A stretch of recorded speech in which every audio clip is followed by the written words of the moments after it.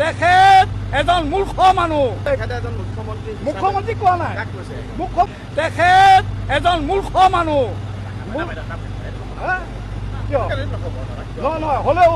ইতিমধ্যে কৈছে যে আপোনালোকৰ মুখ্যমন্ত্ৰীৰ নিৰ্দেশত তিনিগৰাকীকৈ মন্ত্ৰীয়ে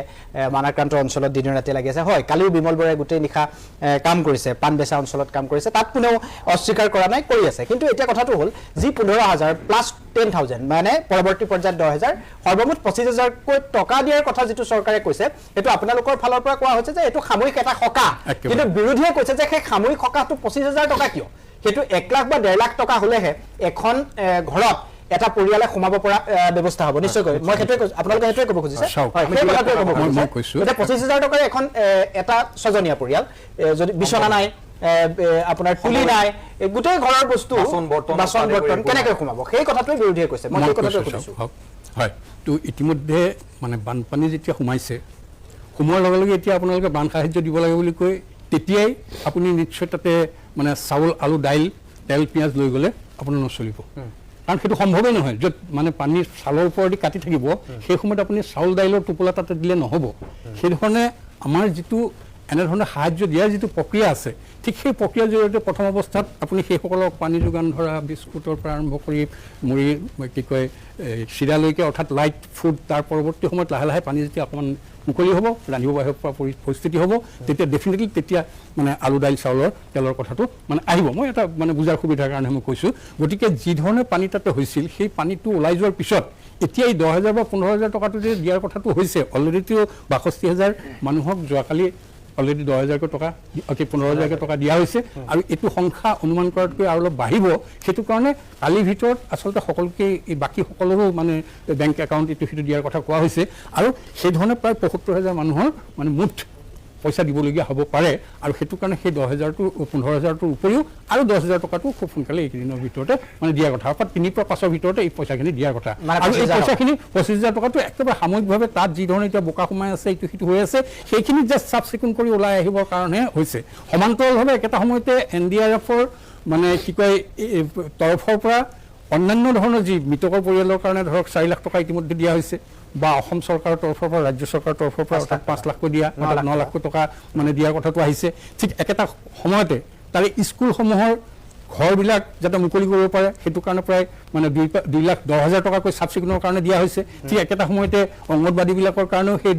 1.5 লাখ টকা কি কয় 2.5 লাখ টকাকৈ তেনেধৰণে চাফ চিকুণৰ কাৰণে দিয়া হৈছে। ঠিক একেটা সময়তে নামঘৰসমূহ পৰিষ্কাৰ কৰাৰ কাৰণেও মানে দিয়া হৈছে। অৰ্থাৎ এই প্ৰাথমিক পৰ্যায়ত সেই কামখিনি হৈছে প্ৰথম। তাৰপিছতে ক্ষয় ক্ষতিৰ কাৰণে ইতিমধ্যে অসম চৰকাৰে মানে ভাগে ভাগে, অৰ্থাৎ মানে আপোনাৰ কি কয় ৰাজহ বিভাগৰ পৰা এক মানে এনকুৱাৰী চলি আছে, অৰ্থাৎ মানে কি কয় এইটো জৰীপ চলি আছে। ঠিক একেটা সময়তে অসম চৰকাৰৰ পৰা চলি আছে, একেটা সময়তে চেণ্টাৰৰ পৰা এটা টিম লগে লগে অহাৰ পিছত সেইটো মানে চলি আছে। গতিকে এইসমূহো খুব সোনকালেই, অৰ্থাৎ আগতে কি হয়, বানপানী হৈ যায়, শুকাই মেলি শেষ হয়, তাৰপিছতে চেণ্ট্ৰেল গভৰ্ণমেণ্টৰ পৰা আহে এছেছ কৰাৰ কাৰণে, তাৰপিছত সেইটো গৈ ছমাহ, এবছৰ বা 2 বছৰৰ পিছত হয়তো সেই পুঁজিটো আহেগৈ। কিন্তু আজিৰ তাৰিখত সেই ধৰণৰ নহয়। অতি তৎপৰতাৰ সৈতে চেণ্ট্ৰেল গভৰ্ণমেণ্টে লগে লগে তাৰ পৰা টিম পঠাইছে, অসম চৰকাৰে সেইধৰণে ভাগে ভাগে ছাৰ্ভে কৰি আছে। আৰু সেই ছাৰ্ভেৰ পিছতে যি ক্ষতি হৈ আছে, তো প্ৰতিটো ক্ষতি, অৰ্থাৎ আমাৰ মুখ্যমন্ত্ৰী ডাঙৰীয়াই এই আস্থা আৰু বিশ্বাস ৰাখিবলৈ বানপীড়িতসকলক কৈছে, একেটা সময়তে বিৰোধী পক্ষকো কৈছে যে আপোনালোকে এই কথাটো অন্ততঃ আশ্বস্ত হওক যে আমি মানে শেষলৈকে, অৰ্থাৎ আমি মানে যিমান সহায় কৰিব লাগে সেই সকলো সহায় আমি কৰি যাম। তো সেইটোৰ প্ৰতি আমি দায়বদ্ধ। আৰু তাৰ নমুনা ইতিমধ্যে আমি দেখিবলৈ পাইছোঁ। তো আপোনাৰ অৰুণোদয়ৰ কাৰণে যি 1,200 টকা পায়, সেইসকলৰ লগে লগে 2 মাহৰ একেলগে দি দিয়ে, অৰ্থাৎ 2,400 টকাকৈ তেওঁলোকক দি দিয়া হৈছে। স্কুলৰ ছাত্ৰ ছাত্ৰীৰ কাৰণে ইতিমধ্যে কিতাপ পত্ৰ সকলোলৈ উঠি বাঢ়ি গৈছে। সেইটো কাৰণে 800 কোটি টকা ইতিমধ্যে 8 কোটি টকা দি দিয়া হৈছে। আৰু তাৰে এটা বুজন অংশ ইতিমধ্যে গৈছে, আৰু পৰৱৰ্তী সময় গৈ থাকিব। 2টাকৈ ইউনিফৰ্ম দিয়াৰ কাৰণে সেই ব্যৱস্থা কৰা হৈছে। অৰ্থাৎ মানে যিখিনি প্ৰয়োজন হৈছে, এটা এটাকৈ সেই সকলো প্ৰয়োজনীয় বস্তু মিট আপ কৰাৰ কাৰণে এতিয়া বোকা পানী ওলাই যোৱাৰ পিছত, ঘৰৰ ভিতৰত সোমোৱাৰ পিছতে, তাৰপিছতে আপোনাৰ আৰম্ভ হ'ব ৰাস্তা ঘাটৰ কনষ্ট্ৰাকশ্যন বা মাথাউৰি মানে কনষ্ট্ৰাকশ্যনৰ কামবিলাক। গতিকে সেই সকলোবিলাক পৰ্যায়ক্ৰমে হ'ব। আৰু ইন দি মিন টাইম কেন্দ্ৰীয় চৰকাৰৰ পৰা যি বা মানে তদন্তৰ যি ৰিপৰ্ট তালৈকে যাব অবজাৰভেশ্যনৰ পিছত, আৰু অসম চৰকাৰৰ সেই এছেছমেণ্টৰ পিছত ডেফিনেটলি তেওঁলোকৰ 10 লাখ, কিয় আজি কৃষক কি কয় ৰাইজৰ দলে 10 লাখ কথা কৈছে, হয়তো সেইটো তাতকৈ অধিক হ'ব পাৰে, বাঢ়িব পাৰে। সেইটো দিবলৈও হিমন্ত বিশ্ব শৰ্মা চৰকাৰ আজিৰ তাৰিখত মানে ৰাজি আছে অৰ্থাৎ ৰাজি এই অৰ্থত কৈছোঁ আৰু কেন্দ্ৰীয় চৰকাৰে অধিক যদি হয় 10 লাখতকৈ আমি নিশ্চয়কৈ ধন্যবাদ দিম মুখ্যমন্ত্ৰীজনক আমি নিশ্চয়কৈ ধন্যবাদ মুখ্যমন্ত্ৰী ডাঙৰীয়াই এই কথা কৈছে যে কিন্তু এইটো দুখ লাগে এইটো এতিয়া মুখ্যমন্ত্ৰীজনে আচলতে যিখিনি পুঁজি আনিব পাৰিব লাগিছিল স্পেচিয়েল পেকেজ এটা সেইটো কি অসুবিধা হৈ আছে অলৰেডি 3000 অধিক টকা ইতিমধ্যে NDRF-ৰ কাৰণে SDRF-ৰ পুঁজিত ধৰাই আছে গতিকে সেইখিনি আপুনি খৰচ কৰক তাৰপিছত আপোনাৰ ইতিমধ্যে এছেছমেণ্ট হোৱাৰ পিছত যিখিনি খৰচ হয় এই সকলো খৰচ আনিব নোৱাৰিলে স্পেচিয়েল দিলে বুলি ক'লে আপোনাৰ 10 লাখ টকা দিলে স্পেচিয়েল পুঁজি বুলি ক'লেহে হ'ব নেকি আপোনাৰ কথাটো নহয় গতিকে আপোনালোকে সেই ধৰণৰ মানে ৰাইজক বিপথে পৰিচালিত কৰিব ট্ৰেক্টৰ উঠি ল'ব বানপানীটো কিহত যাব আপোনাৰ অন্যান্য সকলে হেলিকপ্টাৰ ওপৰেদি চাই হেলিকপ্টাৰ ওপৰেদি তেওঁলোকে চাই গুচি আহে কিন্তু এজন মুখ্যমন্ত্ৰীয়ে আজি একেৰাহে ঘটনা সংঘটিত হোৱাৰ পিছদিনা তেওঁ গৈছে তাৰপিছত বানপানীৰ চিৰদিনৰ কাৰণে সমাধান বানপীড়িত ৰাইজৰ মুখ্যমন্ত্ৰী গৈছে নাৱৰে গৈছে পানীত মুখ্যমন্ত্ৰী বানপানী এজন মুখ্যমন্ত্ৰীয়ে তেনেধৰণে বানপীড়িত ৰাইজৰ লগত ৰাজি দেশৰ গৃহমন্ত্ৰী অমিত শ্বাহ ডাঙৰীয়া মুখৰ ভাত নাইকিয়া হৈ গ'ল অসমৰ বানপানী দেখি কিন্তু 50টা পুখুৰী খন্দে হিমন্ত বিশ্ব শৰ্মা ডাঙৰীয়াই আজি এনেধৰণে গৈছে ৰাইজৰ লগত এইটো সমস্যাৰ তেওঁ মুখামুখি হোৱাৰ চেষ্টা কৰিছে হয় মই আৰু দুটা কথা কম যে ইতিমধ্যে মুখামুখি হোৱা যিখিনি সমস্যা আছে ঠিক যেনেধৰণে তাতে আজি ইলেক্ট্ৰিচিটি বিল দিব লাগে ইমিডিয়েট নহলে লাইন কাটা যাব ইলেক্ট্ৰিচিটি বিলৰ কথাটো কম নেকি মই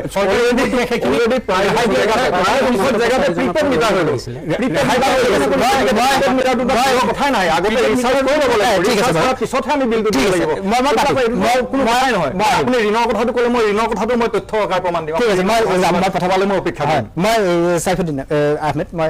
আপোনাৰ কাষলৈ আহিছোঁ নেপালী খুঁটি যিটো অঞ্চল আপুনি আগতে মোৰ অনুষ্ঠানত আহিছে আমি দৃশ্যখিনি দেখুৱাইছোঁ আপুনিও দেখি আছে সমূলা মিছা এখন গাঁও উচ্চন হৈ গ'ল বহুতৰে ঘৰ বুলিবলৈ এতিয়া একো নাই চিনমুকাম নাই আৰু বহুতে এতিয়া নিজৰ ঘৰখনলৈ উভতি চিনিয়ে পোৱা নাই যে এইখন মোৰ ঘৰ আছিল সেইসকলক 25,000 টকা যথেষ্ট সাময়িক সকাহৰ কাৰণে নে ইয়াতকৈ বেছিকৈ প্ৰয়োজন আছিল আৰু এনেকুৱা নহয় যে চৰকাৰে সহায় কৰা নাই 25,000 টকা দিছে সূৰ্য ঘৰ আঁচনিৰ যি ৰাজ সাহায্য আছে সেই ৰাজ সাহায্য চৰকাৰে মুকলি কৰি দিছোঁ বুলি কৈছে বিদ্যুতৰ বিলৰ ক্ষেত্ৰত কিছু ৰেহাই দিয়াৰ কথা কৈছে যদিও চিন্ময় বৰাই কিছু কথাত আপত্তি কৰিছে তথাপিতো EMI ৰেহাইৰ কথা কৈছে EMI সকাহ ছমাহলৈ এনেকুৱা ধৰণৰ কিছুমান কাম কৰিছে নকৰা বুলি ক'ব নোৱাৰি মন্ত্ৰীও যথেষ্ট কষ্ট কৰি আছে কেইবাজনো মন্ত্ৰীও লাগি আছে আজি মুখ্যমন্ত্ৰীও গৈছে তথাপিতো এই বানাক্ৰান্ত লোকসকলক এইটো আচলতে আমাৰ যিটো বান হয় মাজুলী ধেমাজি লখিমপুৰ এনেকুৱা জিলাবোৰত যিটো বান হয় তাতকৈ এই বানটো কিন্তু পৃথক গতিকে এই সাময়িক সকাহটো যথেষ্ট নে আৰু কিবা চৰকাৰে কৰিবলগীয়া আছিল আপোনালোকৰ কেনেকৈ চাইছে আপোনাৰ এই প্ৰশ্নটোৰ উত্তৰ দিয়াৰ আগতে মই অলপ মানে বেলেগ ইয়াৰ পৰা আৰম্ভ কৰিম 1999 চনত উৰিষ্যাৰ ঘূৰ্ণীবতাহ 2001 চনৰ গুজৰাটৰ ভূমিকম্প 2004 চনৰ আন্দামান নিকোবৰ দ্বীপপুঞ্জৰ যিটো ছুনামি হৈছিলে আৰু 2011 চনত উত্তৰাখণ্ডত যিটো বান আৰু ভূমিস্খলন হৈছিলে স্বাধীন ভাৰতৰ এই চাৰিটা প্ৰাকৃতিক দুৰ্যোগৰ পিছতেই অসমৰ উজনি অসমত যি বান আৰু ভূমিস্খলনৰ আমি দেখা পালোঁ নিশ্চিতভাৱে এয়া সেই চাৰিটা প্ৰাকৃতিক দুৰ্যোগৰ পিছত অসমৰ এই বানপানী অন্যতম দুৰ্যোগ যোৱা সেই উল্লেখিত ৰাজ্যসমূহৰ দুৰ্যোগৰ ক্ষেত্ৰত কেন্দ্ৰীয় চৰকাৰ বা ৰাজ্যসমূহক কেন্দ্ৰীয় চৰকাৰে যি ধৰণৰ সহায় সহযোগিতা আগবঢ়াইছিলে তৎকালীনভাৱে কিন্তু অসমৰ ক্ষেত্ৰত বৰ্তমান কেন্দ্ৰীয় চৰকাৰ যাক ডাবল ইঞ্জিনৰ চৰকাৰ বুলি কোৱা হয় সেই চৰকাৰখনত তেনেকুৱা তৎকালীন তেওঁলোকৰ তৎপৰতা আমি দেখা নাপালোঁ যদি এই তৎপৰতা থাকিলেহেঁতেন তেতিয়াহ'লে বানপানী হোৱাৰ প্ৰায় এসপ্তাহলৈকে কোনো ধৰণৰ উদ্ধাৰ কাৰ্য কেন্দ্ৰীয় চৰকাৰেই হওক বা ৰাজ্য চৰকাৰৰ তৰফৰ পৰা কোনো ধৰণৰ উদ্ধাৰ কাৰ্যৰ কাৰণে তেওঁলোকে তৎপৰতা নেদেখালে কিন্তু অন্যান্য ৰাজ্যত যদি এনেকুৱা দুৰ্যোগ হ'লেহেঁতেন লগে লগেই ৰাষ্ট্ৰখনৰ সেনাবাহিনী বা স্পেচিয়েল টাস্ক ফ'ৰ্চ বা নৌসেনাই হওক বা বায়ুসেনাই হওক তেওঁলোকক নিয়োজিত কৰা দেখা যায় কিন্তু অসমৰ ক্ষেত্ৰত সেয়া নকৰিলে আৰু আজি অসমৰ মুখ্যমন্ত্ৰী গৰাকীৰ ভাষ্যৰ পৰা এই কথা স্পষ্ট যে অসমত যি বানপানী হ'ল তিনিখন ৰাজ্যত বা জিলাত এই বানপানীক লৈ মুখ্যমন্ত্ৰী গৃহ বিভাগৰ দায়িত্বত তেওঁ আচলতে ইয়াৰ সঠিক তথ্য তেওঁ গ্ৰহণ কৰা নাই বা সঠিক তথ্য গৃহ বিভাগে তেওঁ প্ৰদান কৰা নাই আৰু যাৰ কাৰণে তেওঁ কেন্দ্ৰ চৰকাৰক তেওঁ অৱগত কৰিব পৰা নাই যাৰ কাৰণে ৰাজ্য চৰকাৰেই হওক বা কেন্দ্ৰ চৰকাৰেই হওক ইয়াৰ গভীৰতা তেওঁলোকে উপলব্ধি কৰা নাই আজি মুখ্যমন্ত্ৰীৰ ভাষ্যৰ পৰা বুজা গৈছে আৰু কংগ্ৰেছৰ মুখপাত্ৰগৰাকীয়ে চকু মুদি আছিলে চাগে আপুনি যিটো উদ্ধাৰ নকৰা বুলি কৈছে বানপীড়িত মোৰ আৰম্ভণি কথাখিনি ক'ব দিয়ক আৰম্ভণি তাৰপিছত আপুনি মন্তব্য কৰিব আৰু যদি এইটো কৰে তেতিয়াহ'লে মই এইটোৱে যদি হৈ থাকে তেতিয়াহ'লে মইতো অকচু কিন্তু মানে বেলেগ মই মোৰ কথাখিনি ক'ব দিয়ক মোৰ কথাখিনি আপোনাক ক'ব দিব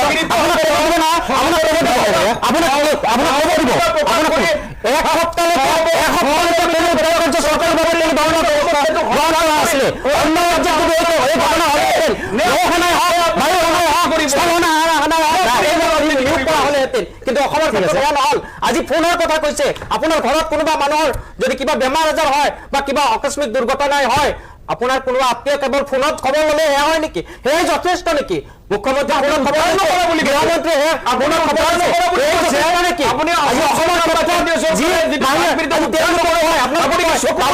চৰকাৰ আপোনালোকে চিন্তা কৰো আপোনালোকে কয় ঈশান কোন অষ্টলক্ষীক আপোনালোকে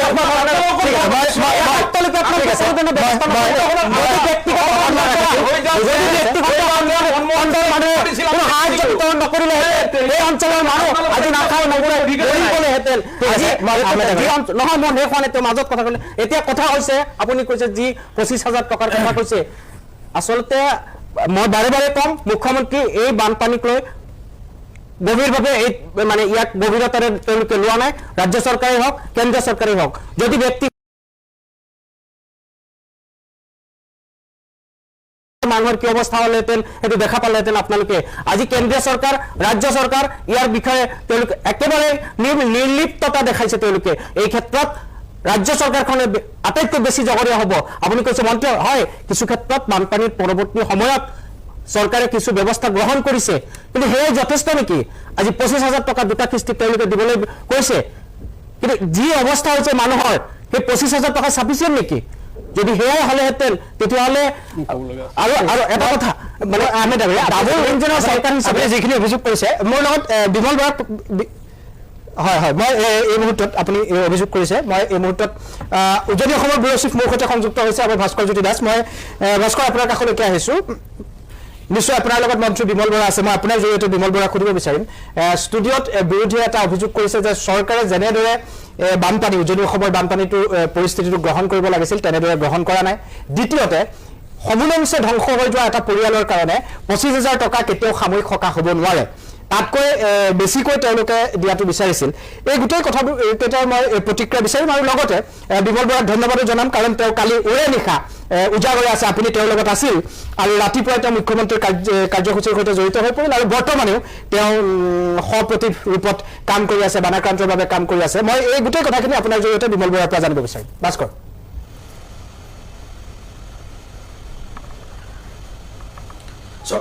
কৃষ্ণ প্ৰথম কথা ষ্টুডিঅ'ত কি আলোচনা হৈছিল আমি গম পোৱা নাই আমি এই মুহূৰ্তত আহি পেলাই মুখ্যমন্ত্ৰী যিহেতু আজি এটা মাৰাথন আজি কাৰ্যসূচী আছিল বানাক্ৰান্ত যিবিলাক অঞ্চল আছে সেই প্ৰত্যেকটো অঞ্চললৈ শিৱসাগৰ আৰু চৰাইদেউলৈ গৈছিল আৰু বিমল বৰা তাতে আছিল আৰু এটা কথা আপুনি কৈছে কালি নিশা তেওঁ উঠি আহিলো তেওঁ প্ৰথম দিনটোৰ পৰাই তেওঁ ৰাউণ্ড আপ কাম কৰি আছে গতিকে আপোনাৰ যিটো প্ৰশ্ন আছিল মই যিটো সময় কম প্ৰশ্ন পোনে পোনে বিমল বৰা যিটো আছে তেখেতৰ ওচৰলৈ গৈছো মই আগত কৈছো মই কি আলোচনা আছে ভালকে শুনা গতিকে আপোনাৰ প্ৰশ্ন মই পোনে পোনে লৈ গৈছো ষ্টুডিঅ'ত যিটো আলোচনা হৈছে এটা কথা তাত যিজন পেনেলিষ্ট আছে কৈছে যে অলপ ইকো হৈছে প্ৰণৱ আপুনি চাই দিব ইকো যথেষ্ট হৈছে অলপ চাই দিব প্ৰণৱ পিচিআৰ ৰুমটোতো অলপ ইকো হৈছে যথেষ্ট ইকো হৈছে প্ৰণৱ হয় তেওঁলোকে কৈছে যে ৰাজ্য চৰকাৰে যেনেদৰে আজি তাৰিখত বন্যাক্ৰান্তৰ কাৰণে কৰিব লাগিছিল সেইদৰে কৰা নাই বুলি ইতিমধ্যে পেনেলিষ্ট আমাৰ যিজন আছে তেওঁলোকে ইতিমধ্যে কৈছে আৰু 25,000 টকা যিটো কথা কৈছে সকলো যিবোৰ পৰিয়ালৰ সকলো শেষ গৈছে সেই পৰিয়ালৰ কাৰণে 25,000 টকাটো আচলতে তেওঁলোকে কৈছে পৰ্যাপ্ত নহয় গতিকে এই দুটা প্ৰশ্ন আপোনাৰ পোনপটীয়া প্ৰশ্ন আছে মই আপোনাৰ ওচৰলৈ গৈছো পোনে পোনে এখন চৰকাৰে তৎপৰতাৰে এনেকুৱা ধৰণৰ ডিজাষ্টাৰৰ সন্মুখীন হ'লে যিমানখিনি কৰিব লাগে আল্টিমেট মই ভাবোঁ সকলোখিনি কৰিবৰ কাৰণে প্ৰচেষ্টা অব্যাহত ৰখা হৈছে বিষয়টো আমি ভাল ধৰণে চাব লাগিব কাৰণ এই পানী এনেধৰণে আহিছে আজি আপুনিও উপস্থিত আছিলে ৰজাপুৰত এগৰাকী ব্যক্তিয়ে বৰ্ণনা দি আছিলে যে অকমানি ছোৱালীজনীয়ে পানী খেলি আছে বায়েকলৈ ফোন কৰিছে ফোন কৰি ভিডিঅ' কল কৰি কৈছে এবাৰ আমাৰ ইয়াত পানী হৈছে বায়েকে মেটেকাৰ পৰা কৈছে যে ধেমালি নকৰিবি পানীৰ লগত তাই ফোন কৰি থকাৰ পৰা 10 মিনিটৰ ভিতৰত ছোৱালীজনীক পানী উটুৱাই লৈ দিছিলে বৰমাক তেওঁলোকৰ ঘৰৰ পৰা নিজৰ ঘৰলৈ গৈ আছিলে 100 মিটাৰ গেপ নহয় প্ৰায় 10 মিনিটৰ আগত বাইকক ভিডিঅ' কল কৰি দেখাই আছে ভৰিয়ে দেখুৱাইছে বাইকে কৈছে পানীৰ লগত নেখেলিবি বৰমাক আহিছিলে বৰমাক টানি লৈ গুচি গ'ল বৰমাকক ধৰোতে তাইক লৈ গুচি গ'ল তাৰপিছত মোবাইল লাইটটো জ্বলাই ককায়েকক চিঞৰিছে জুন্দা জুন্দা কিমান মৰ্মান্তিক ঘটনা আৰু এইটো কিমান দেৰিৰ ভিতৰত হৈছে বুলি কৈছে তেওঁলোকে উইদিন 10 to 15 minutes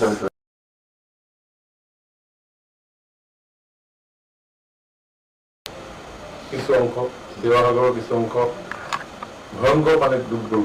চাদৰ ওপৰত তেতিয়া আমি খবৰ পাইছো ৰাতি মুখ্যমন্ত্ৰী ডাঙৰীয়াই 5টা বজাত মোক কৈছে ইমিডিয়েট প্ৰচিড মই তেজপুৰত আছিলো এখন ইণ্ডাষ্ট্ৰী বিভাগৰ সভাত উপস্থিত থাকিম পিছদিনা লগে লগে আহিছো আহি থাকোঁতে গোটেই ৰাতিটো ফোনৰ ওপৰত ফোন মুখ্যমন্ত্ৰী ডাঙৰীয়াই যেতিয়া ক'লে বিমল বৰা তালৈ গৈছে অভিভাৱক মন্ত্ৰী কোনোবাই কৈছে মোৰ দেউতাক বিচনাৰ ওপৰত উঠাই থৈছো অলপ পিছত কৈছে যে নহয় তেতিয়া পানীখিনি নাইকিয়া মানে বিচনাখন ডুবি যাব এতিয়া তাৰ ওপৰত কিবা কাৰণে ৰেস্কিউ কৰক ইটো কৰক সেইটো অজস্ৰ এনেকুৱা ধৰণৰ কৰিলে অৱৰ্ণনীয় তো সেই অৱৰ্ণনীয় পৰিৱেশ শ শ গাঁও প্লাবিত হ'ল ৰাতিপুৱালৈকে মানে বহুত ওপৰত পানী গুচি গৈছে পানী বাঢ়ি আছে সেই সময়ত আমাৰ আগত যিটো ৰিচোৰ্চ চৰাইদেউ জিলাত অকল 2খন বোট শিৱসাগৰত 4খন বোট অন দ্য ৱে আহি থাকোঁতে মুখ্যমন্ত্ৰীৰ লগত যোগাযোগ হৈ আছে মুখ্যমন্ত্ৰীয়ে লগে লগে ৰাতি সেই খবৰবিলাক যেতিয়া পাই আছে ৰাতিৰ ভিতৰত হেলিকপ্টাৰ যোগাৰ হৈছে ইয়াত আহি এখন চকীতে মই চাইকেল হাতত আহি বহিছো ৰাতিপুৱা 5:30 বজাত ইয়াতে লগে লগে ডিচিলৰ কথা পাতি হেলিকপ্টাৰ আহি পালে ৰাতিৰ ভিতৰত হেলিকপ্টাৰ যোগাৰ কৰিব নিয়ম নীতি থাকে এয়াৰফৰ্চে এখন হেলিকপ্টাৰ পঠিয়াবলৈ হ'লে ৰিকুইজিশ্যন লাগিব তেওঁলোকৰ হেড অফিচৰ লগত কথা পাতিব লাগিব পাৰ্মিশ্যন আহিব লাগিব টাইম লাগে কিন্তু 3:30 বজাত হোৱা পানী গধূলি সময়ত তাত মানে যেতিয়া হেৰি বৃদ্ধি পালে তেতিয়া ৰাতি 11-12 বজাত প্ৰয়োজন অনুভৱ হৈছে যে ৰেস্কিউৰ কাৰণে হেলিকপ্টাৰ লাগিব হেলিকপ্টাৰ যোগাৰ হৈ ৰাতিপুৱা 9 বজাত হেলিকপ্টাৰ আহি উপস্থিত হৈছে 2-4খন থকা বোট ৰাতি অন দ্য ৱে যেতিয়া মই আহি আছো তেজপুৰৰ পৰা তেতিয়া 10 বাৰ গৈছে বুঢ়া পাহাৰত অলপ দেৰি ৰখি আছো আমাৰ গাড়ীখন দেখিছো ফায়াৰ ইমাৰ্জেঞ্চি চাৰ্ভিচৰ পৰা মানে কল এখন লৈ গৈছে কোন পটককে কেনেকে পালেহি মনো মোৰ ভাল হৈছে এনেকুৱা ধৰণৰ কামতো মানে গছ কাটিবৰ কাৰণে বুঢ়া পাহাৰতো মানুহ ৰাখিছে কাটি দিলে ৰাস্তা ক্লিয়াৰ হ'ল দাদা মই এইখিনি বুজিছো আপুনি এটা কথা মই কৈছো যে ৰাইজে দেখিছে বিমলভাই ৰামনাথ কাম কৰি আছে কিন্তু কেইটামান অভিযোগ যিটো পোনপটীয়া প্ৰশ্ন আছিল যে যিটো 25,000-15,000 এটা সাংঘাতিক এটা কণ্ট্ৰভাৰ্চি চলি আছে যে 25,000 টকা বা 15,000 টকাটোৱে এটা পৰিয়ালৰ যথাযোগ্য তাৰ আচলতে কম্পেনচেট নহয় আপুনি কৈছে নিবিচাৰি বা কালি অখিলেও এটা অভিযোগ কৰিছিল যিটো আচলতে আমাৰ CM কি দিছে বুলি এইকেইটা প্ৰশ্ন বিমল বৰাক মই কোনো প্ৰশ্ন আচলতে বিমল বৰাক সন্দেহৰ চকুৰে চাওঁ বিমল বৰাই যিখিনি কৰিব তাৰ কৃপণালী কৰিব পৰা নাই কিন্তু তাৰ মাজতো বিৰোধীয়ে প্ৰশ্ন উত্থাপন কৰিছে বা সমালোচনা কৰি গতিকে এই আপুনি মোৰ পৰা বানপানীটোৰ ওপৰত যদি ইণ্টাৰভিউ ল'ব বিচাৰে মিনিমাম 1 ঘণ্টা ল'ব লাগিব আমাৰ এতিয়া যে মই ক'লো বুঢ়া পাহাৰত যে গছ কাটিলে মই ভাবিছো ইমান জল্দি কেনেকে ৰেছপন্স হ'ল তাৰপিছত কথাখিনি মই কৈ নাই নহয় এতিয়া ইয়াত আহি পালোহি তেতিয়া বোট আমাৰ যেতিয়া প্ৰক্ৰিয়াটো যেতিয়া মই খবৰ খালি কৰিলো তেতিয়া সেইকেইখন বোট এই ল'ৰাকেইটা ইমাৰ্জেঞ্চি ল'ৰাকেইটা ইয়ালৈ আহি আছে শিৱসাগৰলৈ আহি আছে তাহাঁতি ৰাস্তা পাই ৰাস্তা চফা কৰিছে কিন্তু মোৰ গাড়ীখন সোনকালে আহিছে তাহাঁতৰ গাড়ীখন দেৰিকে আহিছে কিহৰ কাকজানত আৰু বেলেগ ডিষ্ট্ৰিক্টৰ পৰা অহা বোট ফচিছে ইন্দিমিনে আমাৰ ইয়াতে বোট লাগে ইটানগৰৰ পৰা ৰাতিপুৱা 8টা বজাৰ ভিতৰত বোট অনা গ'ল ডিব্ৰুগড়ত থকা বোট কেইখন এখন বোট থৈ গৈ বাকী কেইখন ইয়াৰ অনা হৈছে লখিমপুৰৰ বোট এখন ধেমাজিত এখন বোট থৈ গৈ লগে লগে অনা হৈছে এই এৰেঞ্জমেণ্ট এই ৰাতিটোৰ ভিতৰত 121খন বোট নেক্সট ডে ফিল্ডত আনি গ'ল গতিকে প্ৰথম যিটো ৰেস্কিউ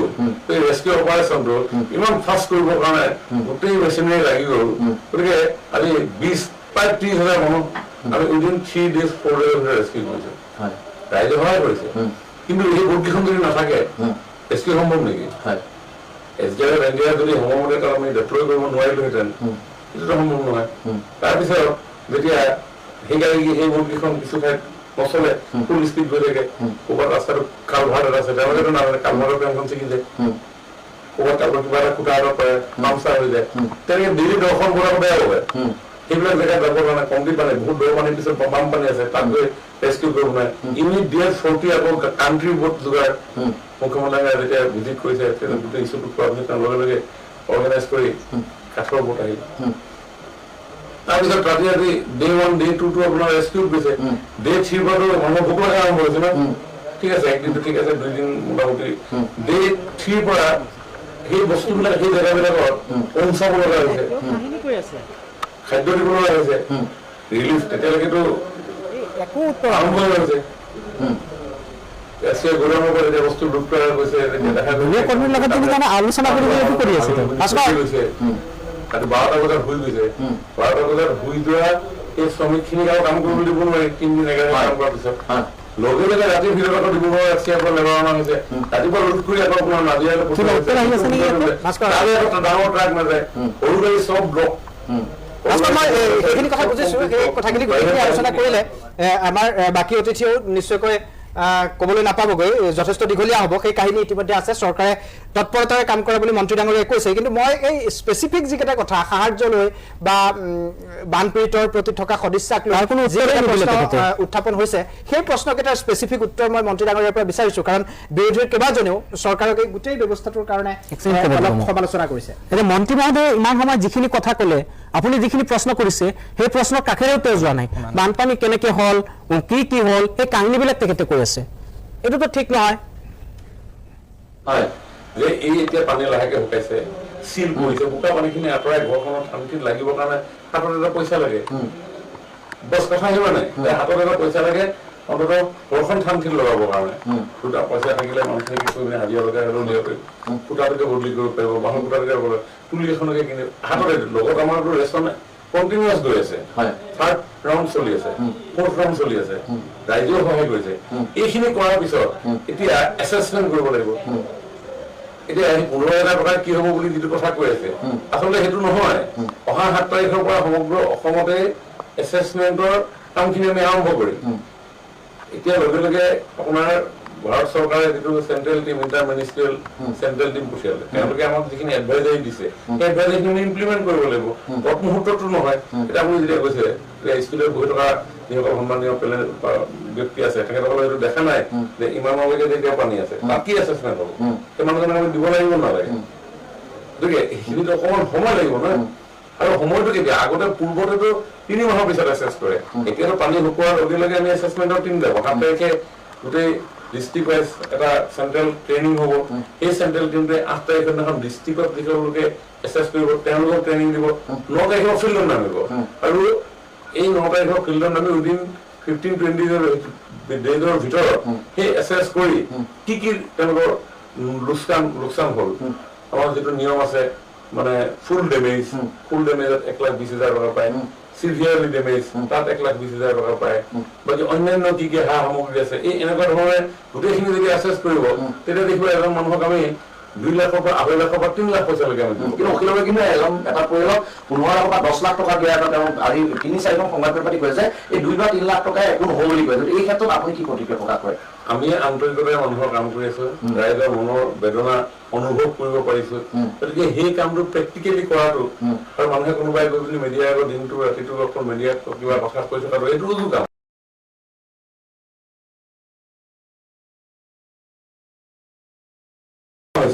এই পানীখিনি 4খন স্লুইচ গেটেদি ওলোৱা নাই গতিকে অতিৰিক্ত পানী আমি উলিয়াব পাৰো নেকি তাৰ কাৰণে ডিউ অৰ্ডাৰিং আগতে কেতিয়াও নহয় কোনো চৰকাৰে আজি কমেও 8টা পাম্প গৈ পিনি তাত উপস্থিত হৈছে আৰু কি ৰাস্তাৰে গৈ পিনি যাব লগা হৈছে ক'ৰবাত মানে মেচিন খুলিব লগা হৈছে ক'ৰবাত টচ কাটিব লাগে ক'ৰবাত কেৰাহী গাড়ীখন যথেষ্ট আপোনাৰ পাম্পটো চাইড কৰিব লগা সেইখিনি বুজি পাইছো মই আমাৰ পেকেজৰ এটা কৈছে কিন্তু মই স্পেচিফিক যদি আপোনাক কওঁ যিটো আমাৰ নেপালী গুটিৰ কথা কৈছো নেপালী গুটি আপুনি নিজে দেখিছে গোটেইখিনি স্নেচ হৈ গৈছে তাতে কোনো ঘৰ দুৱাৰ একো বাচি থকা নাই এই যিটো পাৰ্টিকুলাৰ তেনেকুৱা আমি আজি সুন্দৰ পুখুৰীলৈ গৈছিলো বা তেনেকুৱা বিভিন্ন অঞ্চল আছে নাজিৰাৰ চাব ডিভিজনৰ সেই পাৰ্টিকুলাৰ অঞ্চলবিলাকৰ কাৰণে সেই এৰিয়াবিলাকৰ কাৰণে বিশেষ স্পেচিয়েল কিবা আপোনালোকে ড্ৰাইভ বা পেকেজ ঘোষণা হ'ব নেকি মই মুখ্যমন্ত্ৰীক কৈছো মুখ্যমন্ত্ৰী কৈছে এতিয়া তেওঁ ভাবিছে আৰু মুখ্যমন্ত্ৰী আজি নিজে কৈছে যে তেওঁ টেলিভিশ্যন দেখিবটো আচলতে প্ৰকৃত ছবিখন আৰু ভয়াৱহ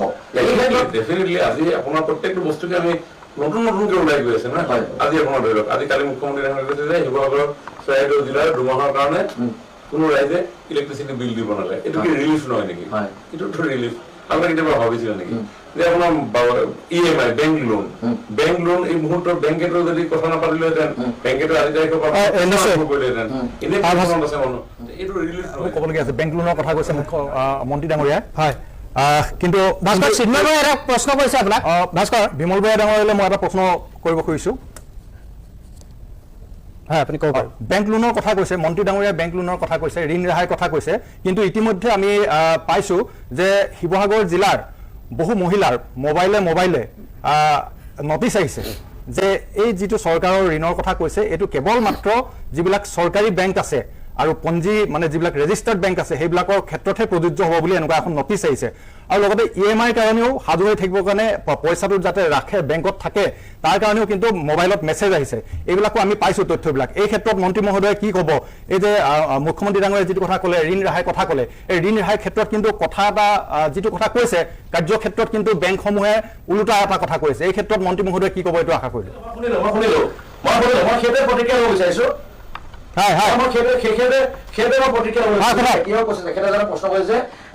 প্ৰত্যেকৰ মোবাইলত এটা মেছেজ আহিছে যে অকল ৰাষ্ট্ৰীয়কৃত বেংক বা পঞ্জীয়নভুক্ত যিখিনি বেংক আছে সেই বেংকসমূহৰ ক্ষেত্ৰতে এইটো প্ৰযোজ্য বুলি কৈছে আৰু বহুত যিবিলাক সেই ৰাষ্ট্ৰীয়কৃত বেংক নহয় বা যিবিলাক পঞ্জীয়নভুক্ত বেংক তেওঁলোকে কৈছে যে আপুনি EMI দিব লাগিব বা EMI কাৰণে যিটো পইচা লাগে সেইখিনি সাজু কৰি থকা থাকিব লাগিব বুলি ইতিমধ্যে এটা বাৰ্তা আহিছে বুলি কৈছে এই ক্ষেত্ৰত গতিকে কৈছে যে এই যিটো আপুনি কৈছে বেংক ঋণ ৰেহাই কথা কৈছে তেওঁলোকে কৈছে সেইটো কিন্তু হোৱা নাই সকলো ঋণ হ'ব মাইক্ৰ' ফাইনেন্সৰ কথাই কৈছে এইটো মই বুজি পাইছো মাইক্ৰ' ফাইনেন্সো তেওঁলোকেও কোনো মানুহক কৈ EMI কাৰণে যিটো ৰাষ্ট্ৰীয়কৃত বেংকৰ লগত যিটো সিদ্ধান্ত হৈছে মাইক্ৰ' ফাইনেন্সে সেইটো মানি চলিব লাগিব গতিকে সেই ক্ষেত্ৰত যদি তেনেকুৱা ধৰণৰ কিবা তাৰ ওপৰত কমপ্লেইন আছে মই ভাবোঁ সেইটো আমাক লিখিতভাৱে যদি জনায় বা লিখিত নালাগে এটা মেছেজ দি দিলে হৈ গ'ল মুখ্যমন্ত্ৰী ডাঙৰীয়াক আমি ফৰৱাৰ্ড কৰিম বা মুখ্যমন্ত্ৰী ডাঙৰীয়াকো দিব পাৰিব গতিকে এই ছমাহত এইখন জিলাত মুখ্যমন্ত্ৰী ডাঙৰীয়াই কোৱা যিটো ছমাহৰ কথা কৈছে বৃহত্তৰ স্বাৰ্থত কোনো ফাইনেন্সিয়েল ইনষ্টিটিউশ্যনে EMI কাৰণে কাকো অসুবিধা পেলাব নোৱাৰে সেইটো কথা নিশ্চিত নিশ্চয় সুন্দৰ কথা হয় যিটো কথা চিন্ময় বৰাই প্ৰশ্ন কৰিছিলে মন্ত্ৰী মহোদয়ে স্পষ্টকৈ কৈছে যে কোনেও EMI কাৰণে আগন্তুক ছমাহৰ কাৰণে হেঁচা দিব নোৱাৰিব চিন্ময় বৰা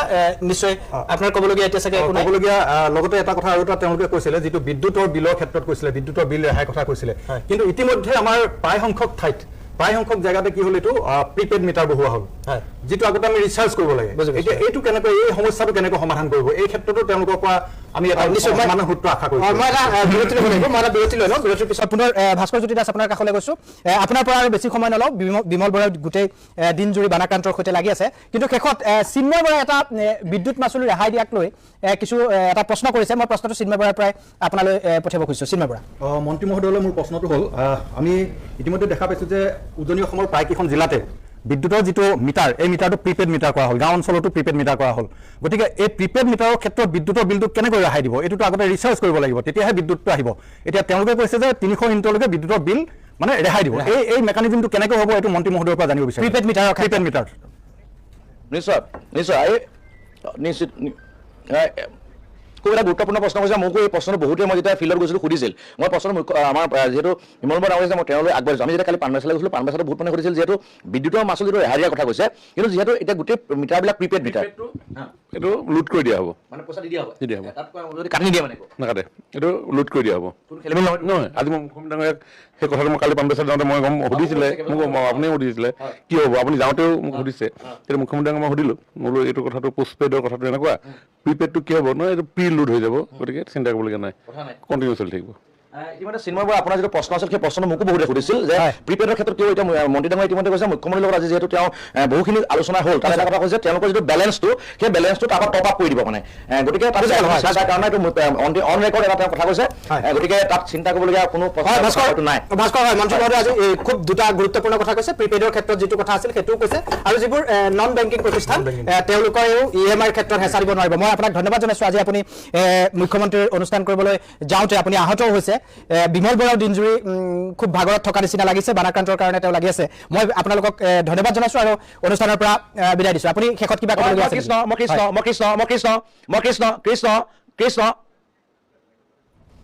কৃষ্ণ মই শেষ কৰিম মই তাৰ পূৰ্বে মই মন্ত্ৰী ডাঙৰীয়া চলাইছোঁ যিহেতু আমাৰ অনুষ্ঠানত আমি আকৌ বিদায় ল'ব লাগিব আপুনি শেষত কি ক'ব এই মুহূৰ্তত শিৱসাগৰ চৰাইদেউ জিলা দুইখনে আপুনি চাই আছে ৰাউণ্ড লগ আপুনি কাম কৰি আছে এই মুহূৰ্ততো আপুনি মটৰ লগাই আপুনি বহুখিনি অত্যাধুনিক প্ৰযুক্তি ব্যৱহাৰ কৰি আপুনি পানী নিষ্কাশনৰ কাম কৰি আছে শেষত আপুনি কি ক'ব যিটো আমি বিদায় ল'ম অনুষ্ঠানৰ পৰা আপ্ৰাণ চেষ্টা কৰি আছোঁ অতি আন্তৰিকতাৰে ভক্তিভাৱেৰে এই যিটো ডিজেষ্টাৰ হৈছে প্ৰকৃতিয়ে যিটো প্ৰলয় আনি দিছে এই প্ৰলয়ৰ ওচৰত যাতে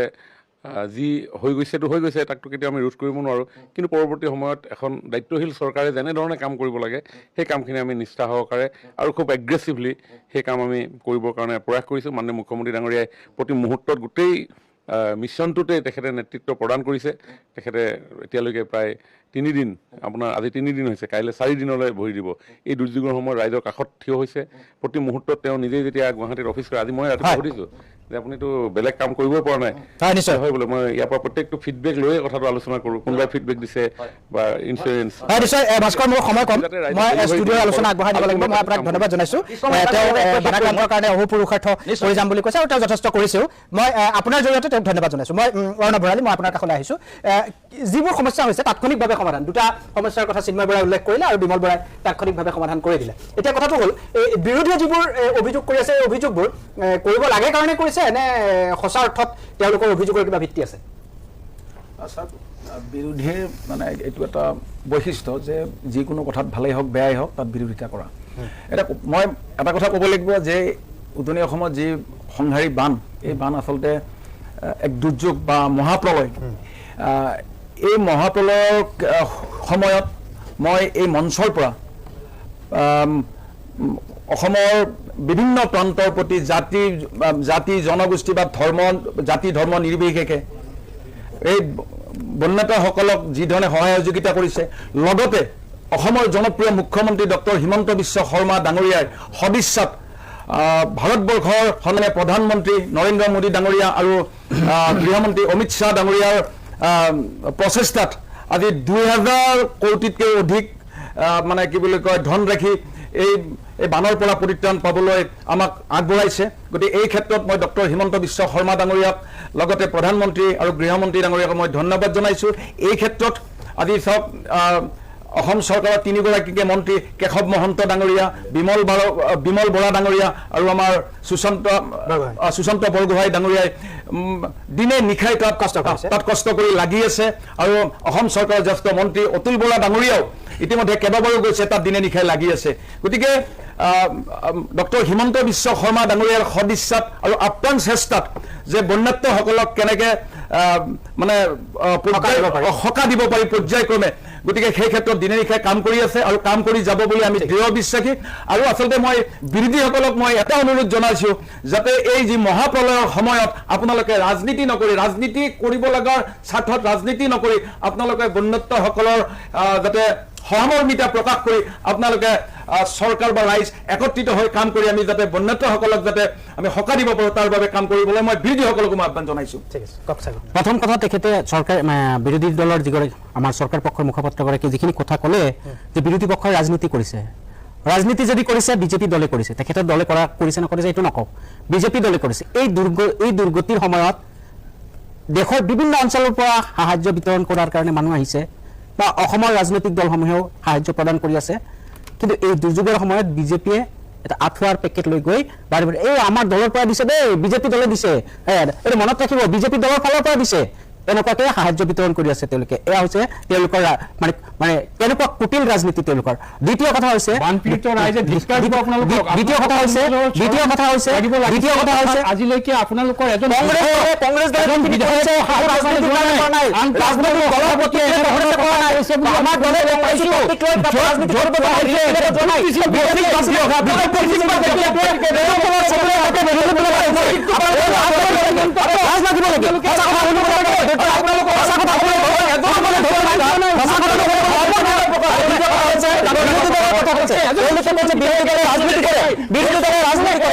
বিৰোধী দলে বিৰোধ কৰিব লাগে কাৰণে বিৰোধ কৰে। মই কৈছোঁ আজি উজনি অসমত যি বৃহৎ নদী বান্ধৰ বিৰোধ কৰিছিলে বিজেপি দলে, এই বিৰোধ তেওঁলোকে বিৰোধ কৰাৰ কাৰণে নামতহে কৰিছিলে নেকি? যি বিৰোধ তেওঁলোকে কৰিছিলে, জনগোষ্ঠীৰ জনজাতিকৰণৰ বিৰোধ আন্দোলন কৰিছিলে, এয়া কৰিব লাগে বুলি কৰিছিলে নেকি? তেওঁলোকে কৈছে অসমৰ জনসাধাৰণক তেওঁলোকে আমি অসমৰ জনসাধাৰণক এটা এটা ঘূৰাই দিব বিচাৰিছোঁ। আজি বিৰোধী দলৰ চৰকাৰী পক্ষৰ বিৰোধী দলে বিৰোধ কৰিব লাগে বুলি কৈছে, তেওঁলোকে তেতিয়াহ'লে বৃহৎ নদী বান্ধৰ বিৰুদ্ধে বিৰোধ কৰিব লাগে বুলি কৈছে। বিজেপিক বিৰোধী মই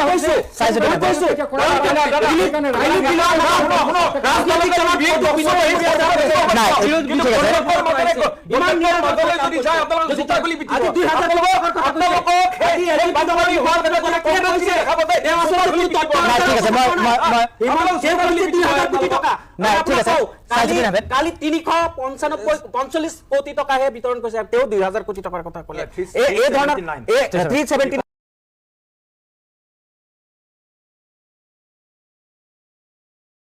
ওপৰত কি ভিত্তিত আপুনি ক'লে 2000 কোটি নাই, কি ভিত্তিত আপুনি 2000 কোটি ব্ৰজেন মহন্ত এটা অভিযোগ কৰিছে জয়প্ৰকাশ দাসৰ বাহিৰে কোনো আপোনালোকৰ কংগ্ৰেছৰ নেতা বানাক্ৰান্তৰ কাষলৈ যোৱা নাই চকুমুদি হৈ আছিলে চকুমুদি হৈ আছিলে আৰু বিৰোধী দলৰ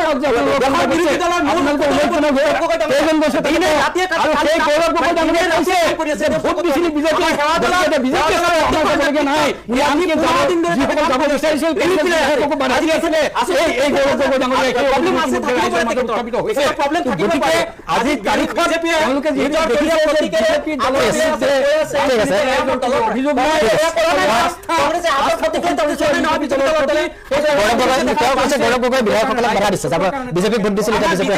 আমাৰ কংগ্ৰেছ দলৰ বিধায়কে আজিও বোকা চাফা কৰি আছে মানুহৰ ঘৰত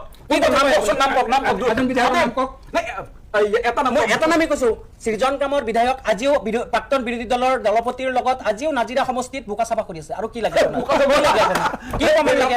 কি বোকাত মিছা কথা মই আপোনাক ফটো দেখাই আছো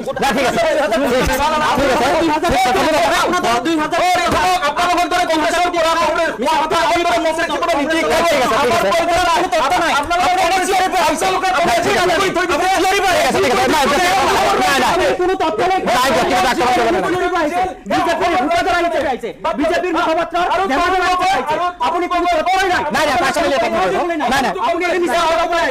বিজেপিৰ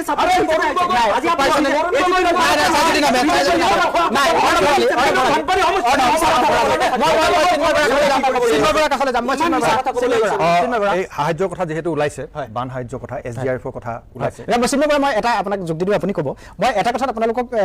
প্ৰশংসা কৰিছোঁ মই ভাল পাইছোঁ মই ব্যক্তিগতভাৱে ভাল পাইছোঁ কালি অখিল গগৈ সংবাদমেল এখন সম্বোধন কৰিছে সংবাদমেলখন সম্বোধন কৰি তেওঁ কেৱল চৰকাৰকে গালি পৰা নাই চৰকাৰে যিখিনি পদক্ষেপ লৈছে তাৰ কাৰণে চৰকাৰক ধন্যবাদো জনাইছে আজি আপুনি দুটা প্ৰশ্ন বিমল বৰাক কৰিছে বিমল বৰাই কাম দুটা কৰি দিছে ধন্যবাদ জনাইছে আপোনালোকে বিৰোধিতা কৰাৰ স্বাৰ্থত বিৰোধিতা কৰা যেন আমি প্ৰকৃত সমস্যাৰ কথা কৈছোঁ হয় প্ৰকৃত সমস্যা আপুনি কওক এতিয়া মই ক'ব বিচাৰিছিলোঁ যিহেতু SDRFৰ কথা আহিছে ইয়াতে মানে উত্থাপন হৈছে SDRFৰ কথা আহিছে যিটো পুঁজি মোকলাই দিছে এইটো আচলতে ৰাজ্য আৰু কেন্দ্ৰৰ 90 আৰু 10% কেন্দ্ৰৰ 90% ৰাজ্যৰ 10% ইয়াত থাকে এতিয়া এই বৰ্ষটোৰ কাৰণে এই আমাৰ 2026 আৰু 27 বৰ্ষৰ কাৰণে বিত্তীয় বৰ্ষৰ কাৰণে কেন্দ্ৰৰ পুঁজি অনুমোদন হৈছিলে 798.7 কোটি মানে 798.7 কোটি টকা ইয়াৰে তেওঁলোকে মোকলাই দিছে এতিয়া 379 কোটি টকা মোকলাই দিছে কেৱল মাত্ৰ কিন্তু এইটো ক্ষেত্ৰত এইটো কিন্তু আমি ক'বই লাগিব যে বিশেষ পেকেজৰ কোনো সুবিধা নিদিলে প্ৰধানমন্ত্ৰীয়ে হওক বা কেন্দ্ৰীয় চৰকাৰে হওক কিন্তু বিশেষ পেকেজৰ একো ঘোষণা নকৰি যিখিনি আমি পাইছোঁ যিটো আমাৰ প্ৰাপ্য যিটো আমি পাই আছোঁ সেই পইচাটোৱে এডভান্স দিলে মানে সেই টকাটোৱে এডভান্সকে মানে দিছে আগতীয়াকৈ দিছে কিন্তু এই ক্ষেত্ৰত তেওঁলোকৰ পৰা আমি আশা কৰিছিলোঁ যে ইমান ডাঙৰ এটা দুৰ্যোগ হৈ গৈছে মহাপ্ৰলয় হৈছে এইটো আগৰ যিবিলাক ঘটনা এনেধৰণৰ হৈ গৈছে এইবিলাকতো তেওঁলোকে বিশেষ পেকেজ ঘোষণা কৰিছে লগে লগে বিশেষ পেকেজ ঘোষণা কৰিছে এনেকুৱা ধৰণৰ এটা বিশেষ পেকেজ যদি ঘোষণা নকৰে তেতিয়া কিন্তু এই যিটো পুঁজি এইটো পুঁজি একোৱে নহয় এইটো পুঁজি একো নহয় ইয়াৰ ওপৰতেও যদি আৰু কিবা পুঁজি দিয়ে এইখিনি কথা একো নহয় মানে NDRFৰ পৰাও যদি অলপ পইচা দিয়ে মানে যোনটো ফাণ্ড নেশ্যনেল ডিজাষ্টাৰ মেনেজমেণ্ট ফাণ্ডৰ পৰাও যদি দিয়ে তাৰ পুঁজি দিলেও কিন্তু এইটো একেবাৰে নগণ্য কিয়নো এই বৰ্ষটোৰ কাৰণে যিটো পুঁজি আছে NDRFৰ সেইটো একেবাৰে কম পুঁজি তাৰ কাৰণে এটা বিশেষ পেকেজ স্পেচিয়েল পেকেজ এটা যদি ঘোষণা নকৰে ক্ষতিগ্ৰস্ত ৰাইজসকলৰ কাৰণে যিটো আমি কৈছোঁ যে 10 লাখ টকাকৈ প্ৰতিটো পৰিয়ালক দিব লাগিব মিনিমাম এতিয়া কিন্তু তেতিয়া এইটো পোৱাৰ সম্ভাৱনাটো একেবাৰে কম ব্ৰজেন মহন্ত চিন্ময় বৰাই খুব এটা গুৰুত্বপূৰ্ণ প্ৰসংগ উত্থাপন কৰিছে অত্যন্ত ৰেচনেল কথাই কৈছে মই এইটো মানে আজে বাজে কথা কৈছে বুলি মই কোৱা নাই যে ইতিমধ্যে NDRFৰ যি পুঁজি আছিল সেইটো মোৰ প্ৰথম বক্তব্যটো মই কৈছিলোঁ যে ইতিমধ্যে কিছু পইচা তাৰ পৰা মুকলি কৰি দিছে কিন্তু সেইটোতো চূড়ান্ত পইচা নহয় আজি এই 10,000 5,000 25,000 এই ধৰণৰ বা আজি খাজানা ৰেহাইৰ পৰা আৰম্ভ কৰি ইতিমধ্যে যিমানবিলাক ইলেক্ট্ৰিচিটিলৈকে কোৱা হ'ল যিখিনি ব্যৱস্থা তাতে কৰি থকা হৈছে লোন ৰেহাইৰ পৰা আৰম্ভ কৰি তাৰ উপৰিও 7 তাৰিখৰ পৰা ইতিমধ্যে বিমল বৰা ডাঙৰীয়া আপোনালোকৰ সন্মুখতে কৈ গ'ল যে 7 তাৰিখত আমাৰ ট্ৰেইনিং হ'ব 8 তাৰিখত জিলাই হ'ব 9 তাৰিখৰ পৰা ফিল্ডত গৈ ইতিমধ্যে এছেছমেণ্ট আৰম্ভ হ'ব সেইটো আমাৰ অসম চৰকাৰৰ তৰফৰ পৰা আৰু একেটা সময়তে কেন্দ্ৰীয় চৰকাৰৰ এটা টীমটো ইতিমধ্যে এছেছমেণ্ট কৰিয়ে আছে গতিকে এই সকলো এছেছমেণ্টৰ পিছত আচলতে যি পইচা প্ৰয়োজন হ'ব সেইটো কেন্দ্ৰীয় চৰকাৰে অসম চৰকাৰৰ কাৰণে ডেফিনেটলি মুকলি কৰি দিব মুখ্যমন্ত্ৰী ডাঙৰীয়াই সেই কথা আশ্বস্ত কৰিছে আৰু মুখ্যমন্ত্ৰী ডাঙৰীয়াই কৈছে যে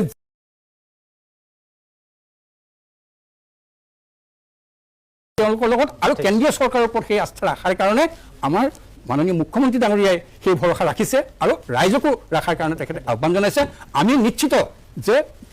নৰেন্দ্ৰ মোদী ডাঙৰীয়াৰ যি চৰকাৰ সেই চৰকাৰে অসমক এই যি অষ্টলক্ষী হয় তেওঁলোকে কয় অষ্টলক্ষী কয় ইলেকশ্যনৰ আগত আহে এতিয়া নাহে অমুক নাহে তমুক নাহে ইয়াতে আহি হেলিকপ্টাৰে একপাক ঘূৰি গ'লেই ৰাইজৰ সমস্যা সমাধান নহয় গতিকে ৰাইজৰ সমস্যা সমাধানৰ কাৰণে যি পুঁজিৰ প্ৰয়োজনীয়তাৰ কথা কৈছে সেই পুঁজি নিশ্চিতভাৱে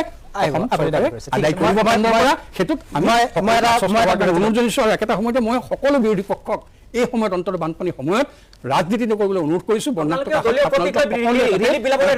আপোনালোকে হিংসাত জ্বলিছে ৰাইজে আমাৰ মাননীয় মুখ্যমন্ত্ৰীয়ে আশীৰ্বাদ দিছে আৰু সেইটো কাৰণে আপোনালোকে আজি হিংসাত জ্বলি এই ধৰণৰ উল্টা পুল্টা কথা কৈছে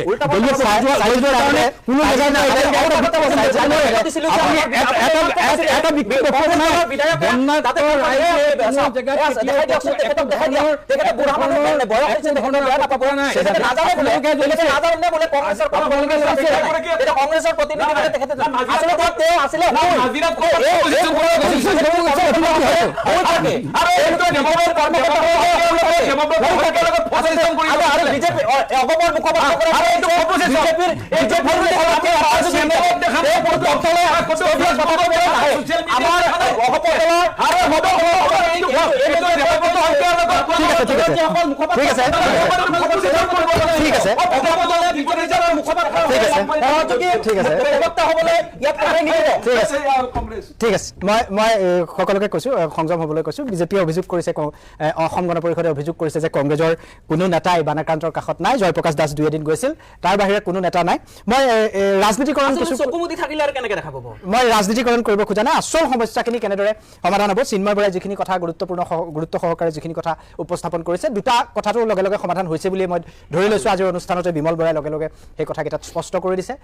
অব্যাহত ৰাখিম আলোচনা বিৰতিৰ পিছত উভতি আহিছোঁ স্পেচিয়েল এইটৰ শেষ অংশলৈ চাইজুদ্দিন আহমেদ আপুনি অগপৰ দলৰ মুখপাত্ৰগৰাকীয়ে এই দুৰ্যোগৰ সময়ত কেন্দ্ৰীয় চৰকাৰে 2000 টকা দিয়াৰ বুলি যি ফাণ্ড দিয়াৰ কথা কৈছে সেয়া গোকাত মিছা কথা কাৰণ 2018 চনৰ পৰা 2024 চনলৈকে কেন্দ্ৰীয় চৰকাৰে যিখিনি পুঁজি অসমৰ কাৰণে আদায় কৰিব লাগে সেয়া কিন্তু ফুটা কৰিও দিয়া নাই 2024 চনত যি বানপানী হৈছিলে সেই বানপানীত অসমৰ 600 কোটি টকাতকৈ বেছি ক্ষতিগ্ৰস্ত হৈছিলে আপুনি শুনি লওক তথ্যখিনি শুনি লওক কংগ্ৰেছ চৰকাৰে প্ৰতি বছৰে স্পেচিয়েল 200 কোটি টকা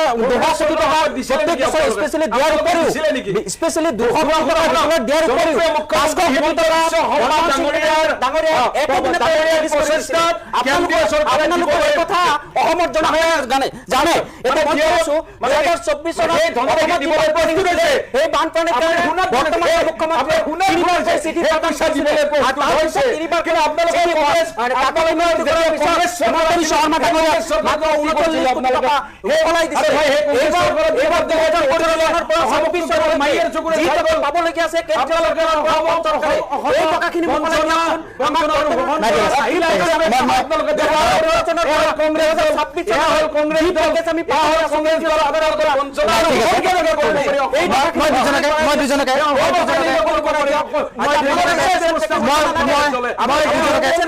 মই দুজনকে শান্ত হ'বলৈ কৈছোঁ নাই ঠিক আছে মই দুজনকে কৈছোঁ মই দুজনকে শান্ত হ'ব কৈছোঁ মই চিন্ময় বৰাৰ কাষলৈ যাম ঠিক আছে ঠিক আছে মনমোহন সিঙে একেদিনাই 2004 চনত এয়াৰপৰ্টত যি বানপানী তেওঁ ভ্ৰমণ কৰি চাই গৈছিলে এয়াৰপৰ্টত লগে লগে হেলিকপ্টাৰৰ আহি পেলাই বেছ পেলাই দিল্লীৰ এচি ৰুমত বহি থাকিবৰ কাৰণে যিখিনি প্ৰাপ্য আছিলে তাৰ হেলিকপ্টাৰ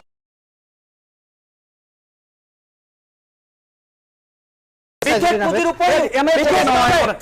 ৰেগুলাৰ পেমেণ্ট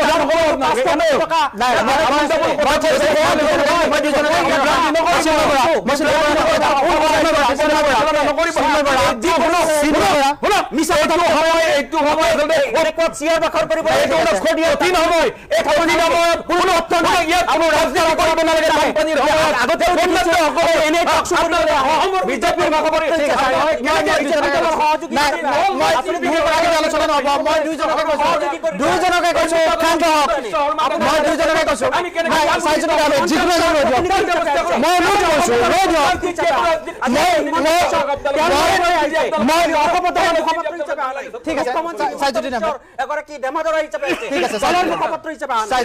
ঠিক আছে ঠিক আছে ঠিক আছে আপুনি অলপ পানী খাই লওক মই চিন্ময় বৰা মই আপোনাৰ কাষত আহিছো আচলতে এতিয়া আমাৰ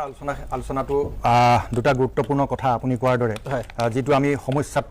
মানে পৰিছোঁ বানাক্ৰান্তসকল এই বিষয় দুটাত বহু সমস্যাত পৰিছিলে এই সমস্যাকেইটা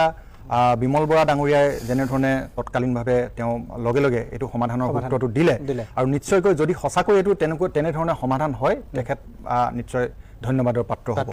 আৰু এতিয়া মই আৰু এটা কথা ইয়াৰ লগতে সংযোগ কৰিব বিচাৰিছোঁ এতিয়া পথাৰবিলাক আপোনাৰ ইয়াত ওলাই আছে স্ক্ৰীণত ওলাই আছে টিভি স্ক্ৰীণত ওলাই আছে পানবেচা বুলি যিটো অঞ্চলৰ কথা বিমল বৰাই ক'লে শেষ মানে এয়া দেখিছে পথাৰত পলস পৰি আছে কেইবা ফুটো পলস পৰিছে কমপ্লিট পথাৰবিলাক শেষ হৈ গৈছে একো খেতি কৰিব নোৱাৰা হৈছে আজি আমি চৰকাৰী যিটো তথ্য পাইছোঁ এই তথ্য অনুযায়ী কেৱল মাত্ৰ চৰাইদেউ আৰু শিৱসাগৰ জিলাতে 28,000 হেক্টৰ কৃষিভূমি কেৱল মাত্ৰ চৰাইদেউ আৰু শিৱসাগৰ জিলাতে কৃষিভূমি মানে পথাৰ 28,000 হেক্টৰ কৃষিভূমি বিনষ্ট হৈ গৈছে কমপ্লিটলি নষ্ট যোৰহাটত 5,500 হেক্টৰ কৃষিভূমি একেবাৰে শেষ হৈ গৈছে আৰু 2 লাখ কৃষক সম্পূৰ্ণ একেবাৰে শেষ হৈ গৈছে এতিয়া আমি অসমৰ তেওঁলোকৰ চৰকাৰী তথ্য এইটো মই কোৱা কথা নহয় চৰকাৰী তথ্য যে সমগ্ৰ অসমতে ধান উৎপাদন হয় আমাৰ 50 লাখ মেট্ৰিক টন আৰু 50 লাখ মেট্ৰিক টন ধানৰ পৰা 1.5 লাখ মেট্ৰিক টনৰ পৰা 2 লাখ মেট্ৰিক টন ধান কিন্তু এই তিনিখন জিলাই উৎপাদন কৰে মানে 2 লাখ বুলি ধৰি লওক আপুনি চৰাইদেউ যোৰহাট আৰু শিৱসাগৰ এতিয়া অনাগত দিনত যেতিয়া খেতি নহ'ব পথাৰত যেতিয়া খেতি নহ'ব তেতিয়া এই 2 লাখ মেট্ৰিক টন ধানটো যেতিয়া কমি আহিব শস্যৰ উৎপাদনটো কমি আহিব এইখিনি আমি কেনেকৈ মেকআপ কৰিম এই কৃষকসকলে কি কৰিব পথাৰবিলাকত কেনেকৈ খেতি কৰিব পৰা হ'ব খেতি যদি ইমান সহজ কথা নহয় এনে মুখত কৈ দিলে নহয় এইটো বিজ্ঞানসন্মতভাৱে আমি কেনেকৈ কৰিব পাৰোঁ এই কথাখিনি কিন্তু এতিয়া আলোচনাৰ প্ৰয়োজন হৈছে আৰু এইটো এনেই ইয়াত যুক্তি তৰ্ক কৰি থাকি আমি লাভ নাই এইখিনি কিন্তু বিমল বৰা সঁচাকৈ ধন্যবাদৰ পাত্ৰ তেওঁ নিশ্চয় এইখিনি যিটো সমাধান কৰিছে তৎকালীনভাৱে ঠিক তেনেকৈ এই কৃষি সমস্যাটো পশুপালনৰ সমস্যাটো এতিয়া কৃষকবিলাকৰ আৰু এটা লগতে কি থাকে যদি কৃষি কোনোবা কৃষক থাকে ঘৰত এটা গাহৰি থাকে 2টা ছাগলী থাকে হাঁহ কেইটামান থাকে তাৰ পৰা পৰিয়ালটো পোহপাল দি থাকে তেনেকৈ চলি থাকে এতিয়া এইবোৰ সমূহ লঞ্চে নষ্ট মানে মৰি গৈছে চব গতিকে এই গোটেই সমস্যাখিনি যদি